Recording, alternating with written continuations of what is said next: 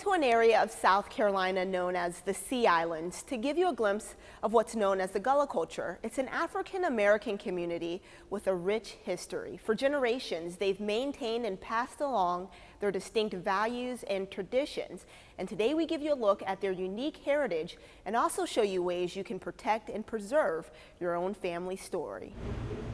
The Old Slave Mart Museum in Charleston recounts the city's role in the slave trade. Artifacts and photos tell the story of Africans shipped and sold here. It's a significant part of our history, but it's also one people struggle to admit.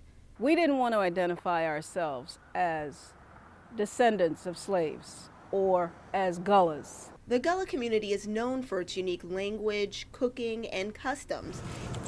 You have strawberries in about 20 days. Here on St. Helena Island, traditions such as agriculture and land ownership pass from one generation to the next. For centuries, this tight-knit community's preserved their distinct way of life.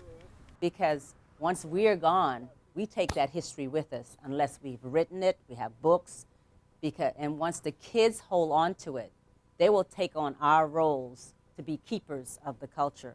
Efforts are underway to ensure that future generations know about the Gullah's past, present, and future. It's part of a plan to construct what's known as the Gullah Geechee Heritage Corridor. It's a multi-million-dollar project that reaches from Wilmington, North Carolina to St. Augustine, Florida. It helps show the arrival and disbursement of Africans during the slave trade. So it's important to be able to pass that information on, to know that this group of people lived here, they worked here, they died here, and they're still here. Branch Miles helps people trace their family history. Documents like the ones here at the Old Slave Mart go back to African-American lineage. The slave traders wrote it down. They wrote down where you came from, how old you were, what village they picked you up at, how long you were on this boat. They wrote it down. They had excellent records. Genealogists say birth and death certificates, census data, and other written information can help anyone trace their roots. Any documents that you have that this person lived and died here, military records will give you a lot of information.